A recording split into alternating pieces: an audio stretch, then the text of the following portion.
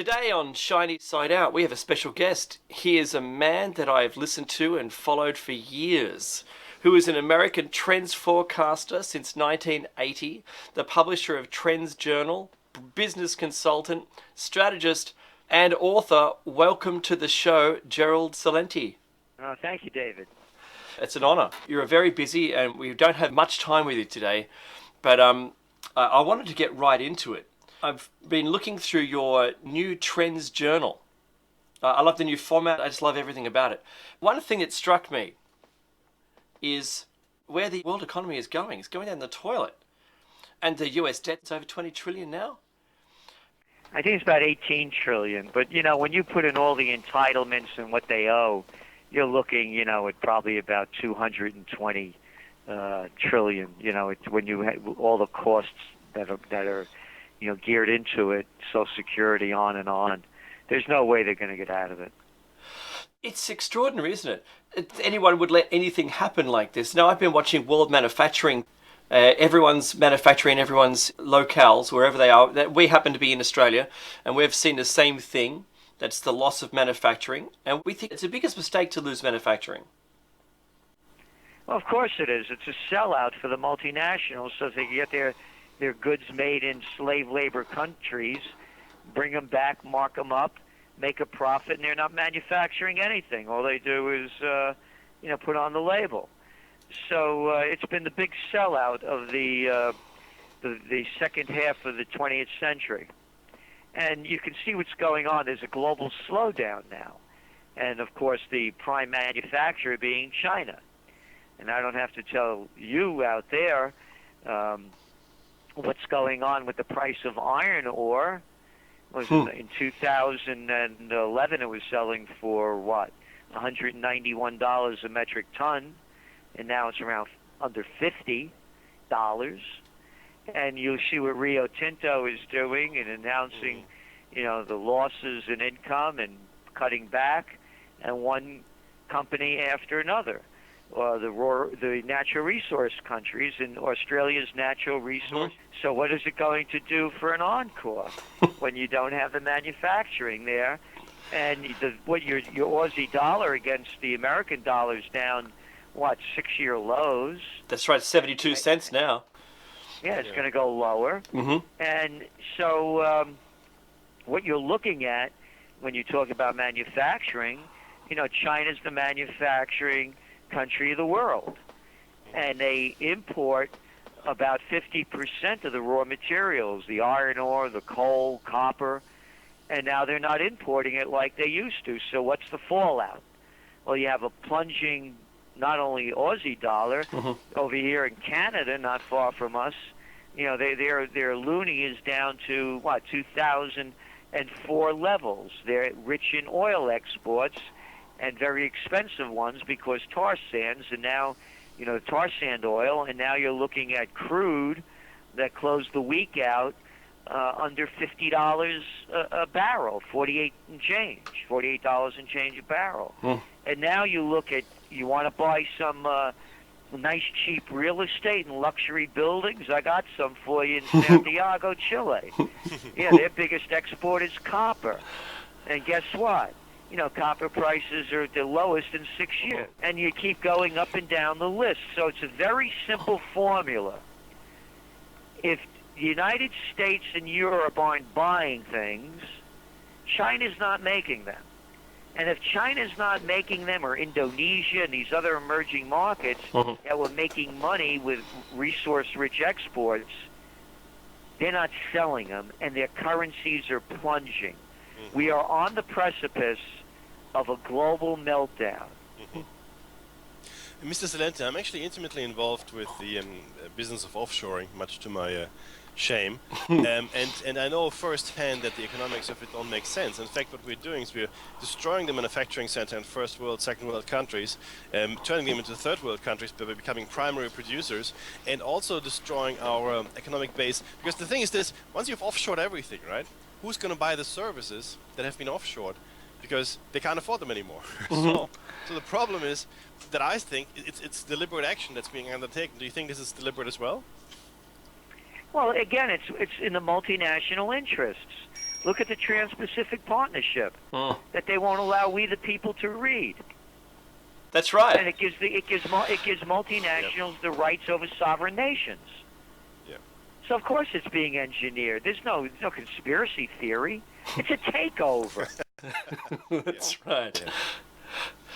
When you say it's a takeover, when you know what the Rothschilds banksters have, and it's control of most of the reserve banks and central banks in the world, the first question I have: what do you think they think of BRICS from China? I don't think the BRICS are going to be much of a threat. Hmm. Because when you look at Brazil, Russia, right? All right, let's look at just those first two, and look what their currencies are doing. Now the ruble is down now to February lows. They're going into a recession because their biggest exports are oil. Same thing with Brazil. You look at the scandals going on there, the corruption, the real is at 13-year lows, and you have, they're commodity rich, and now they're getting very poor because of the commodity slowdown, because of the global economic slowdown. You just saw the retail numbers coming out of Europe this past week, and they're soft. So so they're the other ones. India, what does India have? 1.3 billion people and what, a billion problems? And then you have China, and you're talking about rigging the markets. They'll make the Rothschilds and Paulson up here in the States look like rookies. Look what they just did when the Shanghai index collapsed. They dumped in over $200 billion. No short selling. If you do, we're going to blow your brains out. Yep. And I got another one for you. You own a lot of those grade A share stocks. You're not going to be allowed to sell them for another 6 months. Oh, and by the way, you're not going to be able to trade 50% of the stocks on the index, and now they let some of them back, but if the stocks go down too low, we're going to pull them off again. One scam after another. So now you have China, and what's the other one? South Africa. What is South Africa? You want to go to a place that's not a lot of fun, man. They don't have a great future in front of them if you don't have a lot of platinum and gold coming out of the ground. Actually, ask the gold question first, please, Dave. Yeah. Because we don't know where the world gold is. And that's been a big question for a long time. I remember the Germans said, to the US, can we see our gold, please? And they said, well, not your gold. We can show you some gold. So where do you think the gold is? We thought that some of the market, the China stock market crash was that introduction due to the gold sell-off or the push into the China market because of gold. What's the story you're there? Right. That's when the sell-off began on the Shanghai Gold Exchange. What they did was they usually trade about 16 tons a day. Within 2 minutes, and by the way, they did it when there was a holiday in Japan, so Asia was closed down other than China. In 2 minutes, they shorted 33 tons. Oh, what? Yeah, that's right. Yeah. So where's the gold? We, the people, are not allowed to see it because we're a bunch of stupid little moron slaves. So we're not allowed to see what's in Fort Knox because we're little pieces of crap. Yeah. And if anybody thinks they live in a democracy, grow up. Look True. what they just did over there in Greece. You see the cover of the Trends Journal. That's right. Democracy. The Greeks created it. The Greeks killed it. 62% of the Greek people voted against the austerity measures. The government said, screw you, you pieces of crap. Yep. You don't count. We don't care about your vote. Not only are we going to ignore your vote, we're going to impose austerity measures worse than the ones you voted for. You get back to work. Oh, and by the way, we're going to put more VAT taxes on you. Yeah. You don't have any jobs now? We're going to steal every penny you have. Look what they do in your country when they have these little baloney things of terrorist strikes. Another excuse to rob you of your rights. Abbott. How about Abbott and Costello? I can see you've got a lot of passion in that particular subject, and so do we. Yes. Now, being on gold, though, a recent development made me curious, and I really am curious what you think. Texas said they want to go back to the gold standard. Now, the banksters have killed pretty much everybody in the past 200 years who tried to go back to the gold standard. What do you think is going to happen with Texas? Oh, no, nothing. No, that won't go anywhere. But here's my take on gold. I'm bullish on gold. But gold is a different commodity than the raw materials. Gold has been around since the beginning of the written word. It's not going anywhere.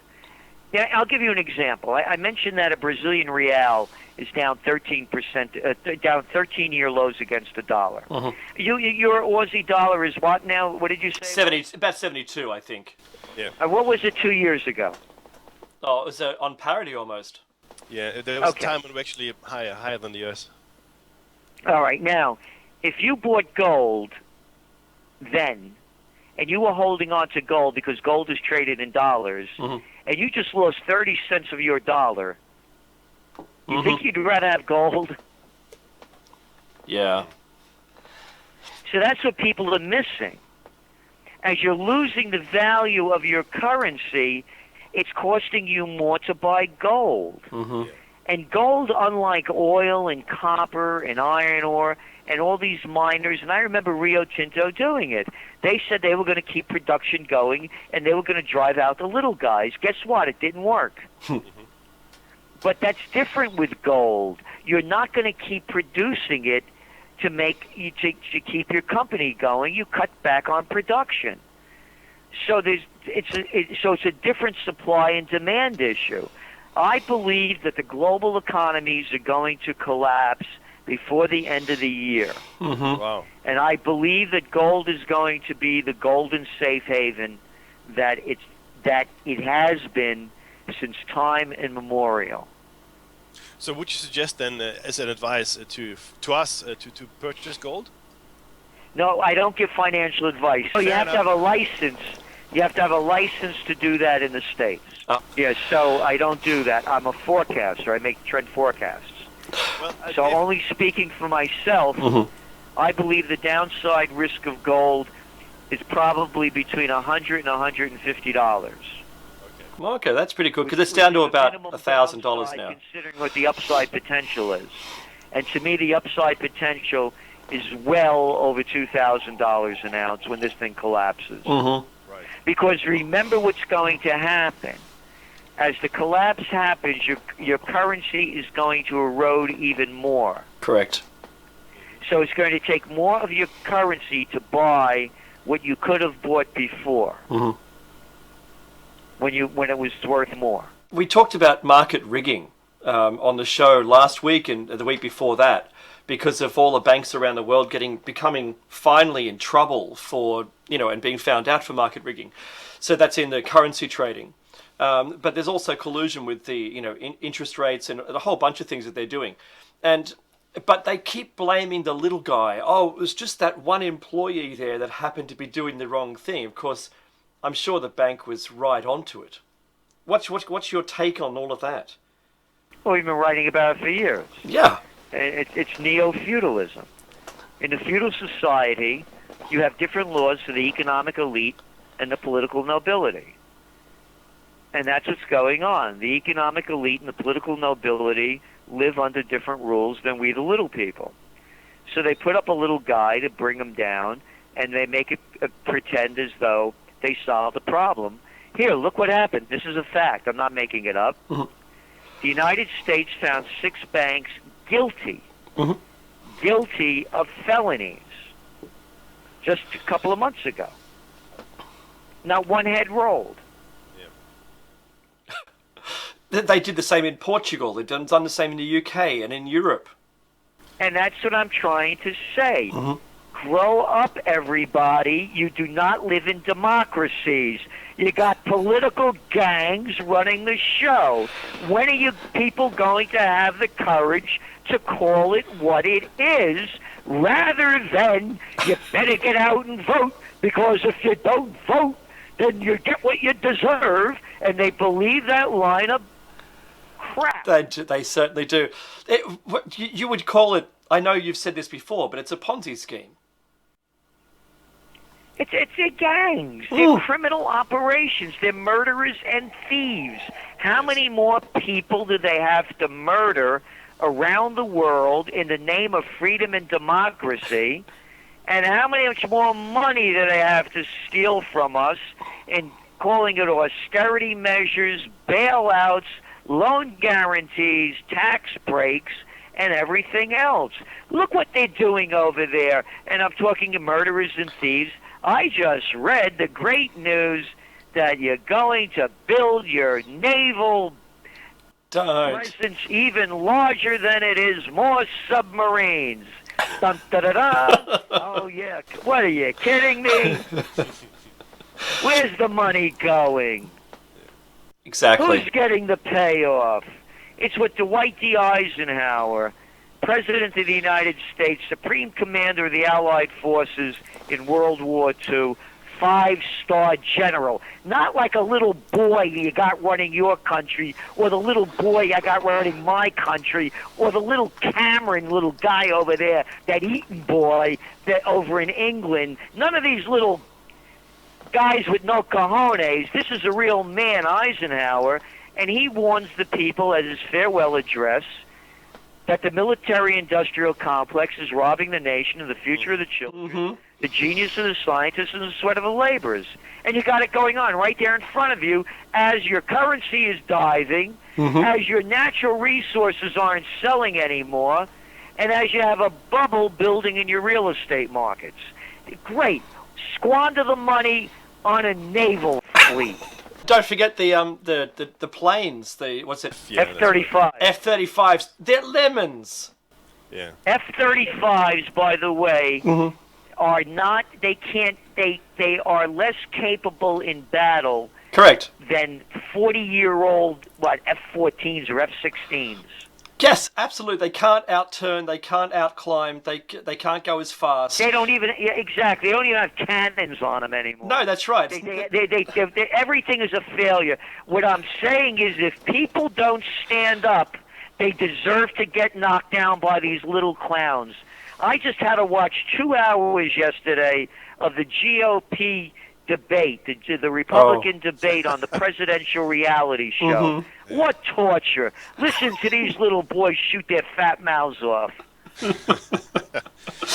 Celente, I fear, though, that people have been deliberately uneducated. They've been given near food to eat, so they're having near food experiences, which is not good for their mental state either. So I don't know if they still have the capacity, I'll be honest with you, to stand up and be counted. I disagree with you. Okay, good. You could say that, I came back from Berlin, and it was one of those life-changing times. Have you been to Berlin? I'm German, sir, yes. All right. And I'm sitting there, and I'm thinking to myself, before Berlin was bombed out, it was grander than Paris. The wide boulevards, sidewalks wide enough for tables, 5 tables deep, place to walk and to bicycle. The beautiful parks, 4 blocks that way, 7 blocks that way. No building, over 16 stories tall maybe, so lights shining in everywhere. And I'm looking, and here's what I see. I see a beautiful German building, and then all new construction at the same height. Maybe the building was 1880, then all new construction. Another old, gorgeous German building, then all new construction. And I'm sitting there and I'm thinking to myself, in the 1930s, the Germans were at the height of Western civilization, culturally, philosophically, scientifically. How can they let a freak like Hitler destroy their country? This is what's going on in my mind. And I'm saying the war was going to come to an end. Why did it have to keep going on like this? And I'm of Italian descent. And I thought to myself, and I'm thinking of the German names, Bach, Beethoven, Wagner, Goethe, to Fritz Lang and Marlene Dietrich. And I'm thinking, not for nothing, Michelangelo, Da Vinci, Puccini, Rossini. How could they let a cartoon character like El Duce destroy their country? It doesn't make a difference. Even a great guy like Carl Jung didn't see it coming. So what I'm saying to you is you could blame the food, you could blame the water, you could blame the air, you could blame the entertainment. There are enough people that know the truth but lack the courage. Mm. And it doesn't take a lot of people. There's a wonderful quote by Samuel Adams, one of the founding fathers in the United States. It does not take a majority to prevail, but rather an irate, tireless minority, keen on setting brush fires of freedom in the minds of men. Yes, sir. I appreciate that. That was awesome. Are you? Is there enough people to bring on the change, or are we all just sitting here watching it? Are we watching it, or what's going on? There is. No, there is. There is. There's you. There's a lot of us. We're holding OccupyPeace.us. That's the site. Please go to it. Oh, awesome. OccupyPeace.us. And we're holding a major rally here. But it's not a rally to, pray and, for peace. It's an action plan. Close down all the bases overseas, bring home the troops, secure the border, and put the troops to work rebuilding our rotted infrastructure. Oh, foreign wow. entanglements. So we're doing it, and enough of us do it. Look, I began my career, I used to run political campaigns in New York, in the richest county in the United States, Westchester. I was the assistant to the Secretary of the New York State Senate at 23 years old. Wow. I taught American politics and campaign technology at St. John's University. I was a chief government affairs specialist for the chemical industry between 1973 and 1979. One of my chief writers for the Trends Journal is Dr. Paul Craig Roberts, former Assistant Treasury Secretary under Reagan. We're guys that have been there. When we know what's there, it's the Wizard of Oz. You got an old man and a dog behind the curtain, but everybody salutes when they roll out the red carpet. You got it? There's enough of us to change it when people start calling murderers murderers, psychopaths, sociopaths, and liars. Yes, sir. And in fact, Dave and I are in the process of starting up a political party in Australia. We're calling it Let's Fix Australia. So I don't want to impose on you, but if you had the time, we would send you our doctrine that we wrote recently. Please do. Oh, thank you, sir. Please do. Great. That's what I'm saying. Do it. Do it. It does not take a majority to prevail. This is coming. These guys were scholars. The people that founded this country. I know the terrible things that happened here. I'm not oblivious to that. These are brilliant men. You had a guy like Washington, a real commander-in-chief, leading the forces in the battle. His first farewell address. No foreign entanglements. The world was at war back then. Madison, Jefferson, Adams, Franklin. No foreign entanglements. They built a constitution that was the envy of the world, and you got a bunch of little creeps that tell you that, no, we're going to steal your rights from you. Don't you know who we are? So if I said presidential, was it decree? What's it called? That the license that the current president has to change your rights on you. Oh, executive order. Executive order. Those two words, they're killing the American Constitution, yeah? Oh, it's dead. They robbed us of our Bill of Rights. True. Yeah. And they're robbing us of our constitutional rights. Again, the Constitution was the model for the world. It just didn't happen until the banks started taking over in 1913. Now, there are 6 words that killed America. Harvard, Princeton, Yale, bullets, bombs, and banks. This little low-life piece of crap, Woodrow Wilson, the president of Princeton, put the central banks in power. That was the major issue of the United States elections throughout the 1800s. Following that little lowlife made rotten hell took us to war in World War I when the war was almost over. A war that was totally unnecessary by every historian's account. Agreed. So, Completely agree, sir. Yep. you see what's going on. just a question, sir. When do you? I mean, I'm only 45 years old, and Dave is 46. But we have seen an acceleration of this kind of policy and if you will, downturn as well in the global scene. So when do you think this started in earnest? I mean, it began in earnest with the Vietnam War, and it never ended. Right. You know, the Cold War, you know, that kept things, you know, but not, there was not a lot of bloodshed, you know. And again, that was another CIA, Dulles Brothers, madman invention. The invention, you said invention. That was a false flag, right? Of course. Yeah. Look what they're doing with the neocons. Look how they're demonizing Russia. Mm-hmm. You know, for Ukraine. Anybody that knows the facts knows the story. How the United States overthrew the democratically elected government of Yanukovych. Mm-hmm.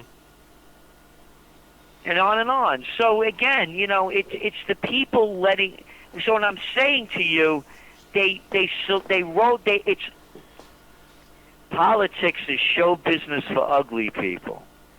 So what they do is they roll out the red carpet, people salute, they blow the trumpets, they got the flunkies dressed up in army uniforms saluting, and the people buy the crap. There's nothing there. And that's what the Founding Fathers, it was a rebellion against royalty, and now we're back in a neo-feudal state. Yeah, they're robbing us of our rights. Look how they robbed you of yours. Yeah. When that madman, and look what they did, how they handled that fiasco. Mm-hmm. Yeah. Absolutely. That's very So true. they'll use any excuse to rob your rights. Well, gentlemen, it's been a wonderful talk. I have to run. We've appreciated this so much, and you're welcome any time that you feel you need to. Absolutely. And please send me your doctrine. I would love to read it. I applaud you for what you're doing.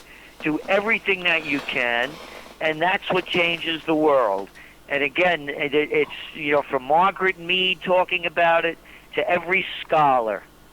It takes one match to light the fire, and the fire is ready to explode. The people have had it. A lot of people have had it. The masses will follow. They don't count in the sense that they're not gonna show up whether it's good or bad. They just show up. So what you need to you don't go after that one. Yeah. You go after the people that are concerned. There's another great quote, by the way, from Benjamin Franklin. He said, "If we don't hang together, surely we'll hang alone." So it's very important to unite people under a common goal and a common mission. Yes. And egos don't count in this stuff. It's about bringing peace and prosperity. The words go together. So remember, occupy peace, and spread the word. What's the website again? OccupyPeace.us. We're doing it for the United States. We want every country that has the ability to do it, and the desire to do it on their own.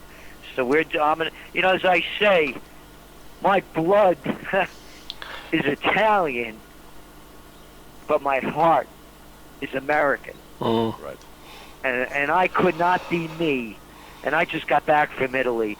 I was just there for the Milano Expo, which was a waste of time. But anyway, if I was born in Italy, I could never be me. And I love being Italian, but as I said, my heart's American, and that's why I'll do everything I can to kill the criminality. As I say, I'll fight for peace, but I'm not going to die for war. Well, never a truer word said. Thank you so much, Gerald, for being with us. Thank you, Mickey. Thank you, David. Bye-bye now. Thank you. Take care. Thank you, sir.